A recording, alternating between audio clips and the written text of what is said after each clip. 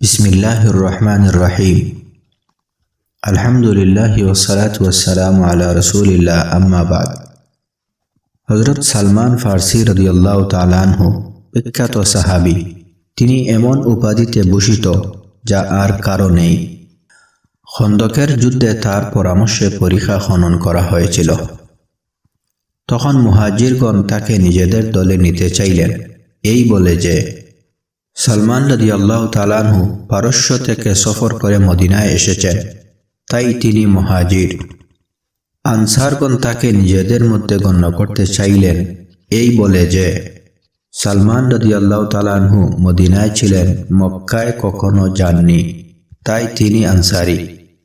এই বিতর্কের মধ্যে রাসূলুল্লাহ সাল্লাল্লাহু আলাইহি ওয়াসাল্লাম বললেন, সালমান মুহাজির বা আনসার নন, বরং তিনি আমার ঘরের লোক, আহলে বাইতের সদস্যদের অন্তর্ভুক্ত। সুবহানাল্লাহ। সালমান ফারসি রাদিয়াল্লাহু তাআলা আনহু প্রজ্ঞাপূর্ণ কথা বলতেন। তিনি বলেন, তিন জিনিস আমাকে আশ্চর্যান্বিত করেছে এবং আমাকে হাসিয়েছে, আর তিন জিনিস আমাকে চিন্তিত করেছে এবং আমাকে কাঁদিয়েছে। ওই ব্যক্তি যে লম্বা পরিকল্পনা করছে অথচ মৃত্যু তাকে তাড়িয়ে বেড়াচ্ছে। মানুষ জীবনে কত বড় বড় পরিকল্পনা করে, ডিগ্রি অর্জন করব, আয় রোজগার করব, এরপর অট্টালিকা নির্মাণ করব, অতঃপর বিয়ে শাদী করব ইত্যাদি। অর্থাৎ প্রায় ৩০-৩৫ বছরের দীর্ঘ পরিকল্পনা করছে, অথচ মৃত্যুর ফিরিস্তা তার নিকটেই রয়েছেন। অনেকে অসুস্থকে দেখে মন্তব্য করে যে এই লোক কয়েক দিনের মধ্যেই মারা যাবে, অথচ নিজের মৃত্যুর খবর নেই। কত সুস্থ মানুষ কারণ ছাড়াই মারা যায়, আর কত লোক অসুস্থতা নিয়ে দীর্ঘদিন বেঁচে থাকে। কত নারীকে সাজানো হয় তার স্বামীর জন্য, অথচ তার কাফনের কাপড় তৈরি হয়ে গেছে। কত বর সাজছেন বধূ আনতে, অথচ তার কবর প্রস্তুত রয়েছে। অর্থাৎ মানুষ জানে না আগামীকাল তার জীবনে কি করতে যাচ্ছে। সে উদাসীন রয়েছে, এদিকে নিয়োজিত ফেরেশতা উদাসীন নয়। ভালো মন্দ ছোট বড় যত কাজ করছে তা লেখা হচ্ছে। সর্বোপরি আল্লাহ তাআলা সবকিছু দেখছেন। আরেকজন অট্টহাসিতে ফেটে পড়ে, অথচ জানে না যে আল্লাহ তাআলা তার প্রতি খুশি না বেজার। এই তিন ব্যক্তির অবস্থা দেখে সালমান রাদিয়াল্লাহু তাআলা আনহু আশ্চর্য বোধ করছেন এবং করুণার দৃষ্টিতে হাসছেন। অর্থাৎ মৃত্যু বলে দুনিয়ার দুকায় পড়া, ফেরেশতাদেরকে বলে দুনিয়ার কাজ করা, আর আল্লাহ তাআলাকে বলে দুনিয়ার আমোদে ব্যস্ত হওয়া বোকামি ছাড়া আর কিছুই নয়। তিন জিনিস যা ব্যক্তিকে চিন্তিত করে: প্রিয় ব্যক্তিত্বের মৃত্যু, কিয়ামত দিবসের বিভীষিকা ও আল্লাহর সামনে দাঁড়ানো। সালমান রাদিয়াল্লাহু তাআলা আনহু এই তিনটি বিষয়ের কথা চিন্তা করে কাঁদতেন। প্রিয় ব্যক্তিত্ব রাসূলুল্লাহ সাল্লাল্লাহু আলাইহি ওয়াসাল্লাম ও সাহাবায়ে কেরাম রাদিয়াল্লাহু তাআলা আনহুম এর ইহলোক ত্যাগ, বিশেষ করে নবীজি সাল্লাল্লাহু আলাইহি ওয়াসাল্লামের ইন্তেকাল সাহাবীদের কাছে কষ্টদায়ক ব্যাপার ছিল, কেননা তাদের উপস্থিতি উম্মাহর জন্য অতি জরুরি। আজ মুসলিম উম্মাহর দিকে লক্ষ্য করলে দেখা যায় সর্বত্র বিচ্ছিন্নতা, দলবাজি, অমুক ভালো নয়, তমুক সঠিক নয়, ইমামগণের বিরুদ্ধে বিশুদ্ধার ইত্যাদি। তাই অনুসরণীয় আদর্শ কোরআন ও সুন্নাহ একমাত্র পথ। প্রকৃতপক্ষে মাযহাবে কোরআন হাদিসের এমন চর্চা হয় যা দ্বারা সুন্নাহ অনুযায়ী জীবন পরিচালনা করে আমরা অনুভব করতে পারি যে নবীজি সাল্লাল্লাহু আলাইহি ওয়াসাল্লাম আমাদের মধ্যে জীবন্ত রয়েছেন। সালমান রাদিয়াল্লাহু তাআলা আনহু নবী ব্যক্তিত্বের প্রতি গুরুত্বারোপ করেছেন, বিদায় তিনি নবীজি সাল্লাল্লাহু আলাইহি ওয়াসাল্লামের শূন্যতায় চিন্তিত হয়ে কাঁদতেন। যতদিন আমাদের মাঝে কোরআন ও সুন্নাহ রয়েছে ততদিন আমাদের জন্য বিষয়টি নিয়ে চিন্তিত হওয়ার কোনো কারণ নেই। ভয়ঙ্কর দিনগুলোর মধ্যে কিয়ামত দিবস সবচেয়ে ভয়াবহ। কেমন হবে সেদিন, যেদিন ডাক দেয়া হবে জড়ো হওয়ার জন্য।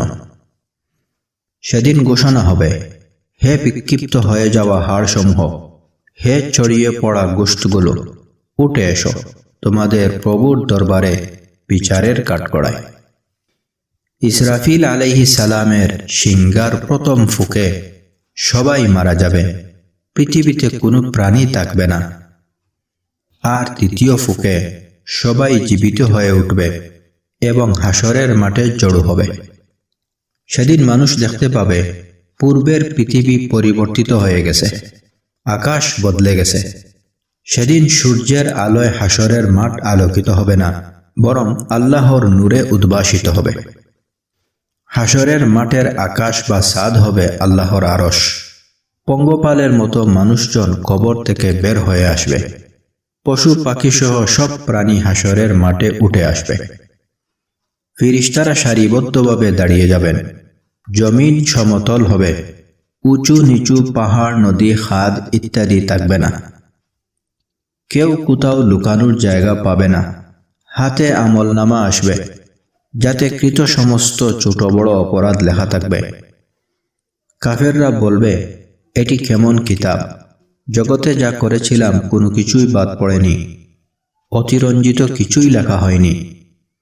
এই পরিস্থিতির কথা চিন্তা করে সালমান রাদিয়াল্লাহু তাআলা আনহু চিন্তিত হয়ে কাঁদতেন। পক্ষান্তরে আমাদের অবস্থা কি? আমরা কবরে যাই, নিজ হাতে আপন ভাই বন্ধুকে দাফন করি, কিন্তু নিজের মৃত্যুর কথা কি কখনো চিন্তা করি? মৃত্যু থেকে যদি আমরা শিক্ষা গ্রহণ না করি, তাহলে আর কার কথা শুনব? একে একে বাবা, ভাই, বোন, আত্মীয় স্বজনদের কতজন চলে গেছেন। নিজে দাফন করেছি, আমার পালাও আসবে একদিন। তবুও আপনার হুঁশ হচ্ছে না। মনে হয় যেন মৃত্যু অন্যের জন্য লেখা হয়েছে। কখনো মনে করি ওই বেচারার বয়স হয়েছে বা রোগাক্রান্ত তাই, অথবা গাড়ি অ্যাক্সিডেন্ট করেছে তাই মারা গেছে। আরে ভাই, কত শিশুরা মারা যায়, কত সুস্থ ব্যক্তি, তাগড়া যুবক, সেনা সদস্য, কত খেলোয়াড় খেলার মুহূর্তে, কত কুস্তিগীর লড়াইরত অবস্থায় মারা যায়। মৃত্যুর তো কোনো বয়স নেই। আল্লাহ তাআলা যে সময় নির্ধারণ করেছেন, তখন ওই মৃত্যুর ফিরিস্তা চলে আসবেন। এই চিন্তা করে সালমান রাদিয়াল্লাহু তাআলা আনহু কাঁদতেন। ভয়াল পরিস্থিতির মধ্যে সবচেয়ে কঠিন অবস্থা আল্লাহর সামনে দাঁড়ানো। যখন ডাক দেয়া হবে, অমুকের ছেলে অমুক দাঁড়াও, কত কঠিন অবস্থা হবে তখন। সবাইকেই ডাকা হবে। হাদিসে আছে, তোমরা তোমাদের সন্তানদের সুন্দর নাম রাখো, কেননা কিয়ামত দিবসে প্রত্যেকের নাম বাবার নাম সহ ডাকা হবে। হযরত আবু তালহা রাদিয়াল্লাহু তাআলা আনহু রাসূলুল্লাহ সাল্লাল্লাহু আলাইহি ওয়াসাল্লামকে জিজ্ঞেস করলেন যে, হাসরের মাঠে হাজার হাজার তালহা থাকবে, কিভাবে বুঝবো যে আমাকে ডাকা হচ্ছে? রাসূলুল্লাহ সাল্লাল্লাহু আলাইহি ওয়াসাল্লাম উত্তরে বলেন, যদি তোমাকে ডাকা হয়, তাহলে তুমি ছাড়া আর কেউ দাঁড়াবে না, যত লক্ষ কোটি তালহা থাকুক না কেন। যেন গোপন কোড চালু থাকবে, যা আর কারো সাথে মিলবে না। যেমন বর্তমানে কম্পিউটার যন্ত্রে কোড থাকে, যা ব্যবহারকারী ছাড়া অন্যদের প্রবেশ করতে দেয় না। এরপর আল্লাহ তাআলা আরশের নিচ থেকে ৯৯টি খাতা বের করবেন। এক একটি খাতা দৃষ্টির শেষ সীমা পর্যন্ত বিস্তৃত হবে। আল্লাহ তাআলা বলবেন, এগুলোর প্রতিটি পৃষ্ঠা পড়ো। প্রতিটি পাতা পড়ে শেষ হওয়ার পর আল্লাহ তাআলা বলবেন, এই খাতায় যা আছে তাতে কি অতিরিক্ত লেখা হয়েছে? উত্তর, না। লেখকেরা কি কোনো অন্যায় করেছে? উত্তর, না। তোমার কি কোনো গোপন আমল আছে? উত্তর, না।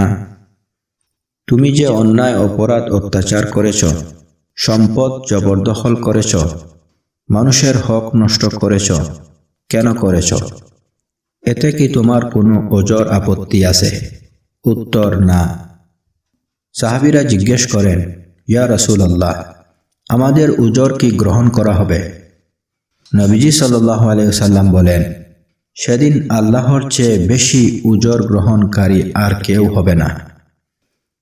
কিন্তু কি দিয়ে ওজর দেখাবেন? পর্দাহীনভাবে চলেছেন, পর্দার আয়াত কি রহিত হয়ে গেছে? অনেকে পর্দা পালনকারীদের দেখলে মস্করা করে। আরে ভাই, আল্লাহকে ভয় করো। নিজেকে ডেকে রাখো কবরের মাটিতে ঢাকা পড়ার আগে। আল্লাহ তাআলার দরবারে দাঁড়িয়ে কি জবাব দেবে? আল্লাহ তাআলা আমাদের সবাইকে সত্য সঠিক বোঝার তৌফিক দান করুন। আমিন।